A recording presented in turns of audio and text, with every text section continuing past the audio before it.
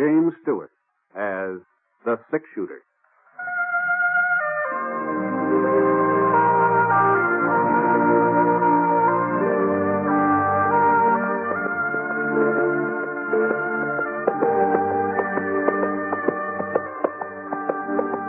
The man in the saddle is angular and long-legged. His skin is sun-dyed brown. The gun in his holster is gray steel and rainbow mother-of-pearl, its handle unmarked. People call them both the six-shooter. Coleman, America's leader in modern automatic home heating equipment, and the National Broadcasting Company present James Stewart as the six-shooter, a transcribed series of dramas based on the life of Britt Ponset, the Texas plainsman who wandered through the Western Territories, leaving behind a trail of still-remembered legends. Now, in just a moment, immediately following this important announcement, you'll hear Act One of The Six-Shooter. In a few years, our public schools will be as behind the times as the Little Red Schoolhouse. And it's estimated that by 1956, there will be some 7 million more children in elementary schools than there are now. More equipment will be needed. And above all, more elementary school teachers. To help assure your child a proper education, join and work with local groups and school boards. And for free information about how people in other communities are improving their schools, write to this address. National Citizens Commission for the Public Schools, 2 West 45th Street, New York 19, New York.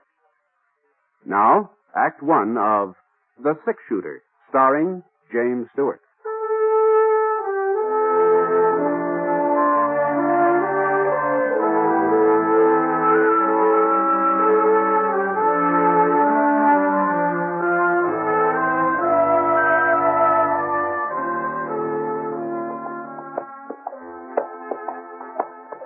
It was hot that afternoon. A low, crawling kind of heat that seemed to be following us as we rode along. The sun hadn't come out in the morning, but about noon it pushed through the clouds. Boy, it was hot. By 4 o'clock, when it should have been cooling off, it seemed hotter than ever. We still had about 15 miles to go before we'd hit Lead Creek. That was where I figured on getting a job helping lay track on that new spur line to Salt Lake City. I nudged Scar on the flank, and we headed down a little gully. His ears pricked up, and he jerked his head. I wasn't sure whether he'd heard something or just sensed it. You know, with a horse, it's pretty hard to tell where hearing leads off and sensing begins. What's the matter, boy? Hey. And then I heard it, too. I wheeled Scar off the trail. Went about 20 yards before I saw him. He was lying in the shade of a yellow boulder in a clump of mesquite. A young fella, just lying there. He looked comfortable and relaxed like he was taking a siesta. But he couldn't have been enjoying himself too much, not with a big red stain like that across the front of his shirt.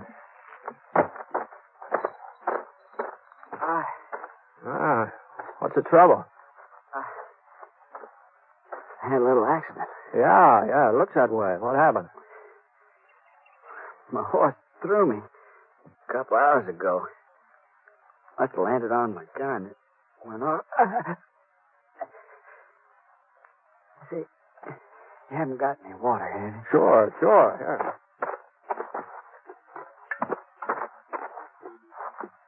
yeah.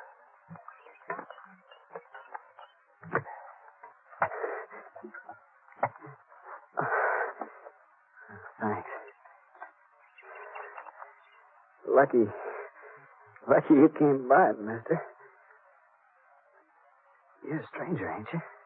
I'm just passing through. Yeah, I'm not much of a doc. Maybe I can fix a bandage for you for the time being. I already fixed one. Just my shirt tail. Don't seem to be doing much good. Oh, yeah, let me see if I can tighten it. Hold on now. You think you can ride? I don't know. You ain't seen my pony yet. Hello, with a half moon on his flank? No, I can't say I have. I'll have to run off. Oh, now, just don't worry about him. My horse will get us into Lead Creek. Lead Creek? Yeah, it's close to town, isn't it? Yeah, I guess it is. Yeah, all right. Now, let me give you a hand here. Ooh. It ain't no use, mister. No, you gotta try. Now, just lean your weight on me. I'll never make it. Okay. That's it. There's a cabin a past a mile or so west. I might be able to ride that far. Oh, that'd be better than staying here. Now, I'm gonna lift your feet up. Now, that'll hurt plenty. But once you're in the saddle, you'll be all right. Now, here we go. There we are. I'll take it real slow. I'll walk alongside. There you are. Was it west, you said, huh? Yeah. I sure do appreciate this, mister. I sure want... He keeled over in the saddle. I managed to keep from sliding out when we started off. About 15 minutes later, I saw the cabin he'd been talking about. And it wasn't much more than a shack, only 2-3 rooms and a couple of acres of fenced-in pasture and a barn. I led Scar up to the front stoop and lifted the young fellow off. He was still unconscious, which was all of it good, of course. I carried him up to the front door and gave it a couple of kicks. Kicked again, and he sprung open. Anybody home? Hello?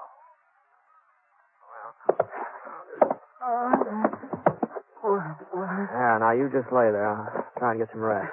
I'll look around. Where? He passed out again. I covered him with a blanket lying across the foot of the cot there. Supper was on the kitchen stove. Beef stew. Smelled pretty good. I opened the back door. I saw somebody cutting up a pile of kindling over near the barn. Whoever it was sure knew how to handle an axe. Where'd you come from? No, I'm sorry if I frightened you, ma'am.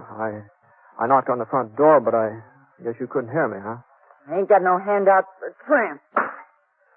Go on, get out. Well, I'm not exactly a tramp, ma'am. Although I'm not blaming you for thinking it. I've been riding for quite a spell. Well, what do you want? I ran across a fellow a little while ago in a gully just east of here. He'd been shot up. Shot? Yeah, he said his gun went off accidental. He's hurt pretty bad, and since this place of yours was the closest... Where is he?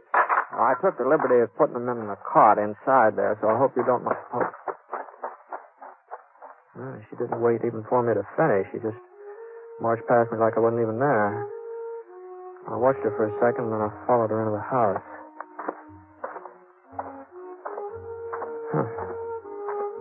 I never run into a woman exactly like her before.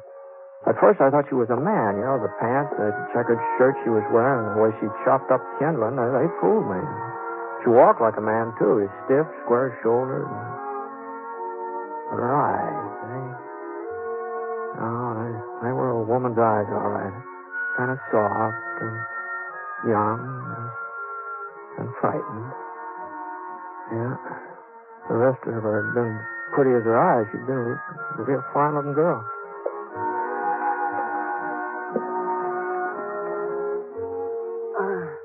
Take that rag off him while I fix a new bandage. Yes, ma'am. It's a shame to tear up a fancy petticoat like that. I got no need for petticoats, mister. Can you turn him on his side? That's better. Now, if I can just get the bleeding to stop. You know him, ma'am? No. Why should I? Oh, I just thought since he was in your neighborhood. Lots of folks pass by here. That don't mean I know him. I don't know you neither. Oh, sorry. My name's Ponsett.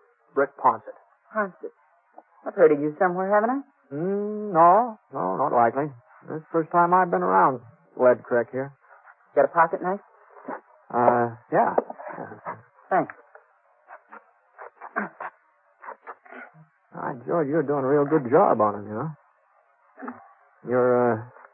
Your husband off somewhere today? I'm not married. Oh, it must get kind of lonely out here all by yourself, doesn't it? I like being alone. I want a lot of people around me. Mm-hmm. No, I can't say I blame you.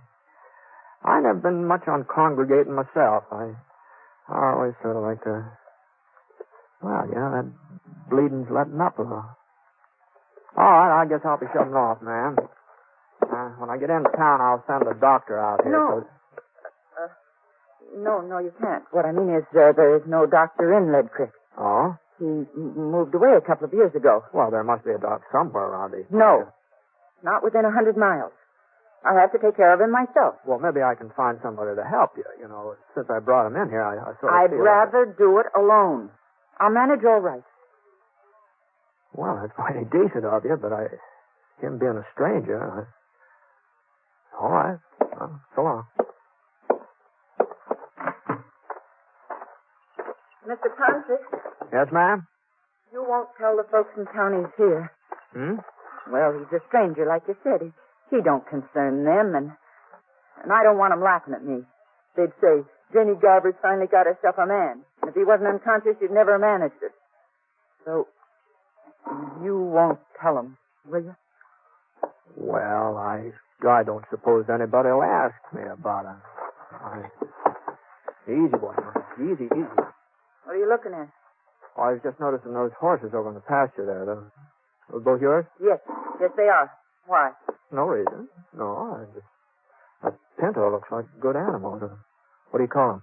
His name's Moon, because of the marking on his flank. Looks like a half moon. Yeah, I can see it, yeah. Well, I hope the patient doesn't give you too much trouble. All right, come on.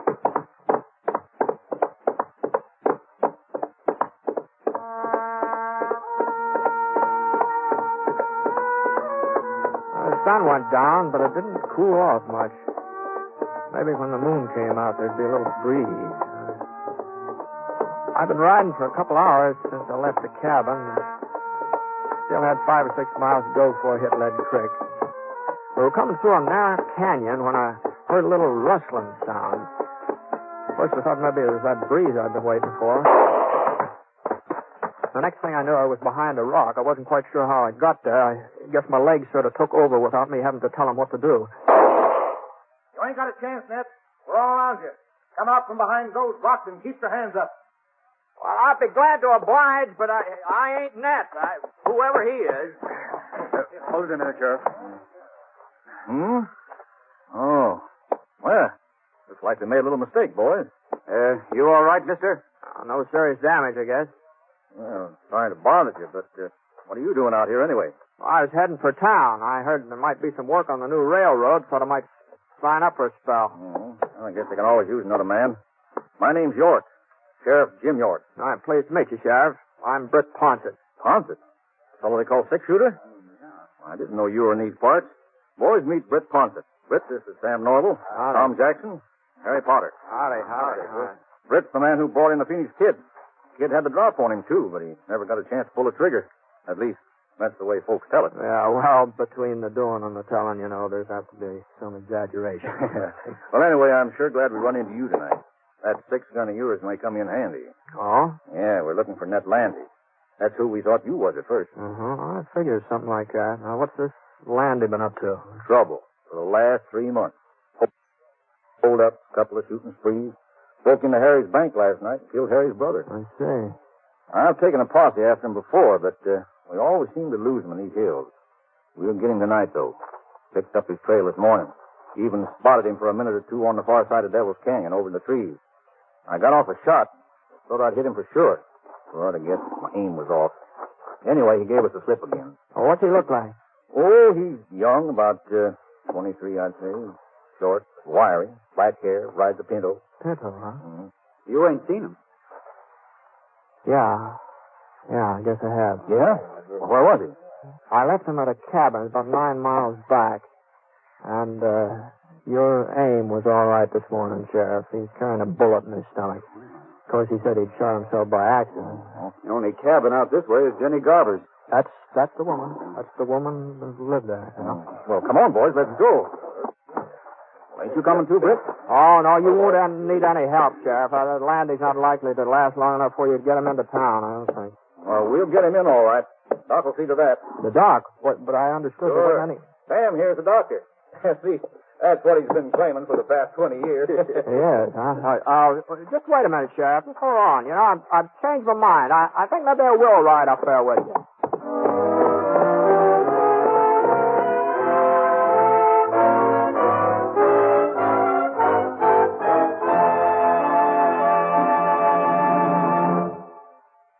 return to James Stewart as the six-shooter in a moment.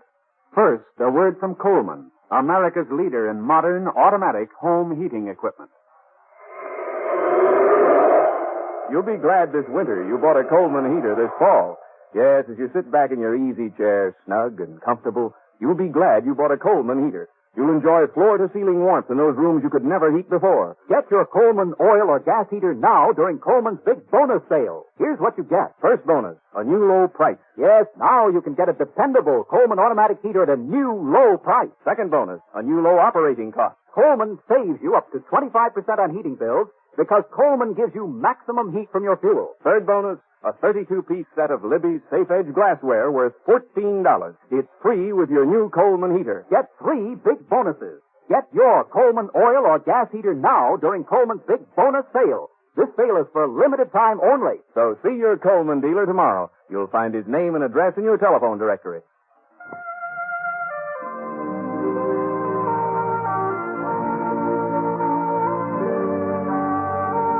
Now, Act Two of The Six-Shooter, starring James Stewart.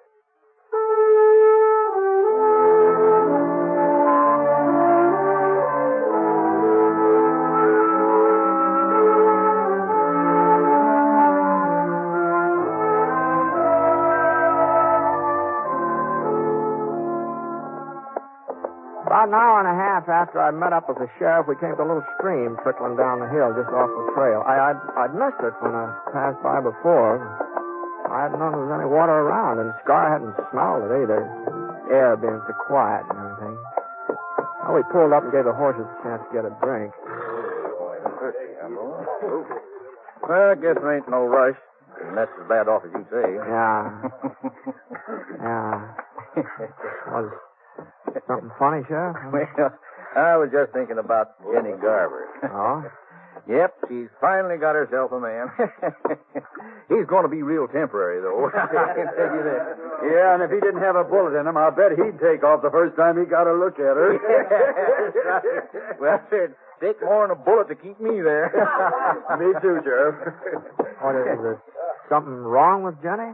Well, you've seen her, ain't you? Yeah. Well? Well, I guess she's no beauty. Oh. Now, that's giving her the benefit of the doubt, Poncho. Now, if you ask me, my horse is better looking. No, you know, Sheriff, now there are a lot of plain women seem to get along all right. Better than some of the pretty ones, you know. Well, it ain't just that Jenny's ugly, but she's so darn awkward and big. Why, even when she was a little girl living in town, she was always a head taller than any boy her age. And stronger, too. Well, I guess they've had enough to drink. Yeah, the thing was, her folks was peculiar about Jenny.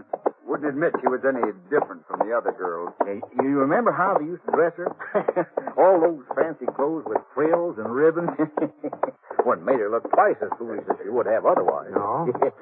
Her father used to take her to parties, too, in the square dances, but he was the only one who ever danced with her. No, sir, I don't think a single boy in town courted her. Not one. You're forgetting Willie Franklin. Oh, sure. Who is Will Franklin? Yeah. He's quite a cut-up.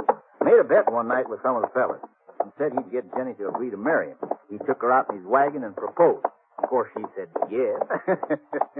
But he didn't know that Willie's friends was all hidden in the back of the wagon. Leastwise, he didn't know it until they all busted out laughing. Was right after that her folks died, wasn't it, Sheriff? Yeah. That's when she bought this cabin. About 5 years ago, come to think of it. Well, Jenny can't be more than 25 or 6.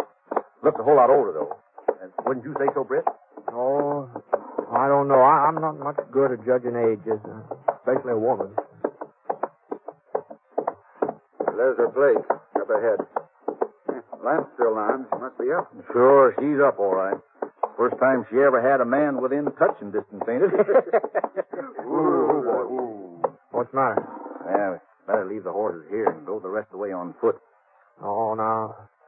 Landy's not after give you any trouble. Oh, you never can tell. You may be feeling better by now. Yeah, but not that much. Hey, he's seen us.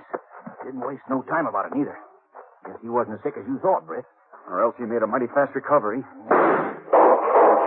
We'll never hit him from down here. What do you suppose happened to Jenny? I don't know. I've forgotten about her. Probably got her half scared to death. Well, we'll have to rush him. It ain't going to be easy, Sheriff.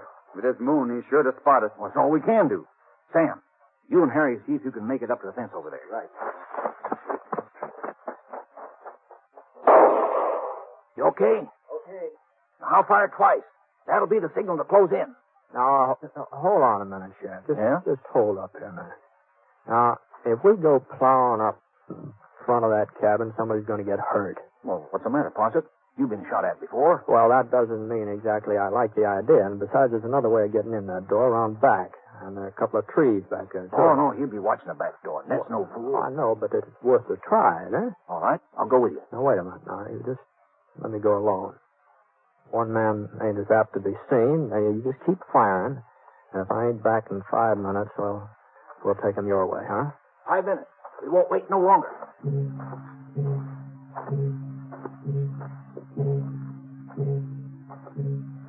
I hunched down low and I started circling toward the rear of the cabin. And there wasn't much cover, just rocks, a couple of scrub pines.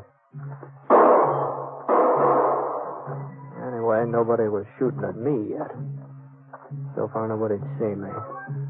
I come up along the side of the barn, and the back door was just ahead now.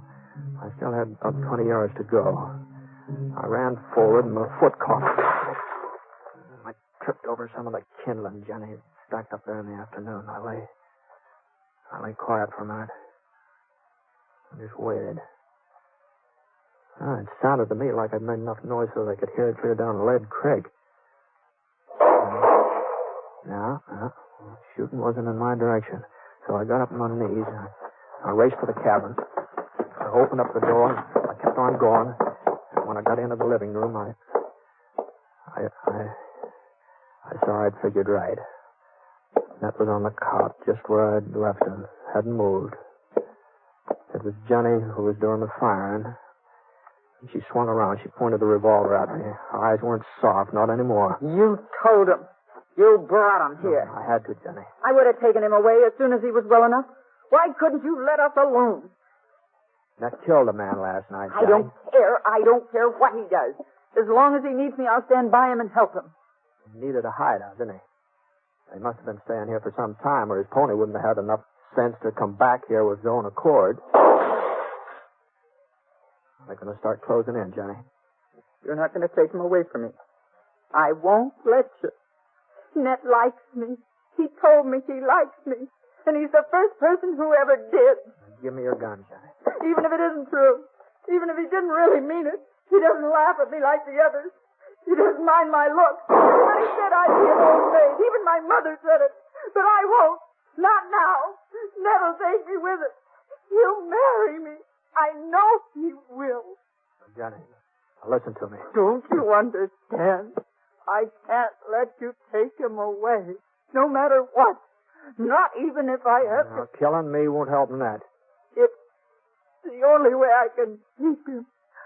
I've got to stop you somehow. You and the others out there.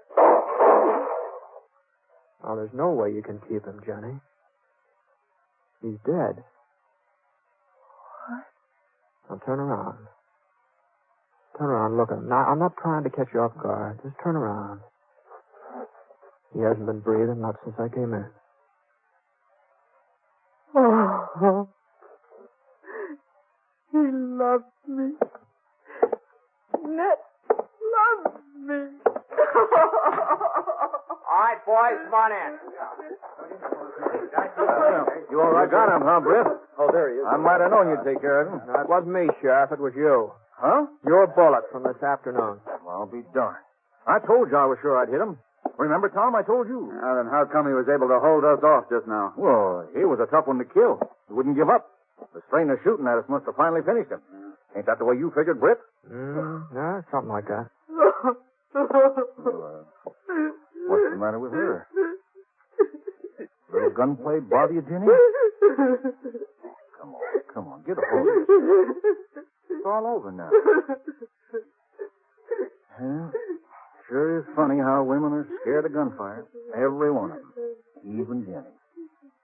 Well, it just goes to show you that underneath, they're all pretty much alike. Yeah. Yeah, I guess there are. Well,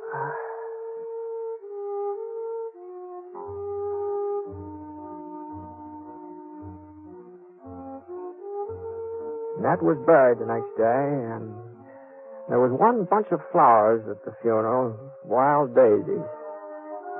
Folks just couldn't figure out who sent them. And, they tell me that it was right about then that Jenny Garver started acting different. Oh, I don't mean she got pretty or anything like that, but she did seem more confident. She just seemed a little more sure of herself. Well, people said if they didn't know better, they'd swear that a man had something to do with the way she changed, but of course they all knew better.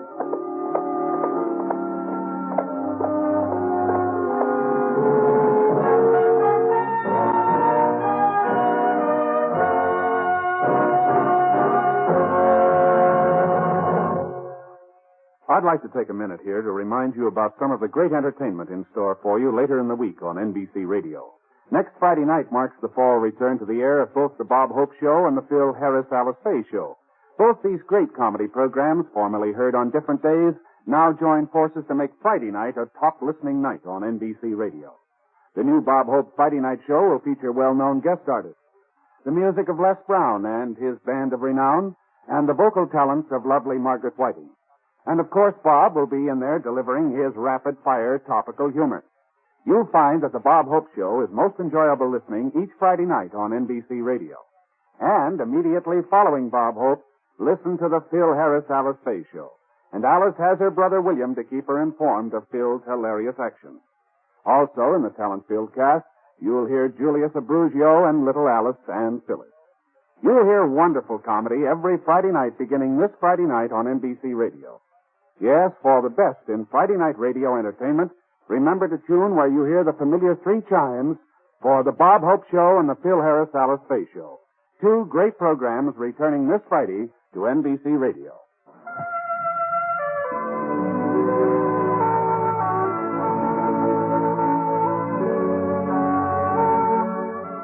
Coleman, America's leader in modern automatic home heating equipment, and the National Broadcasting Company have presented James Stewart as the six-shooter.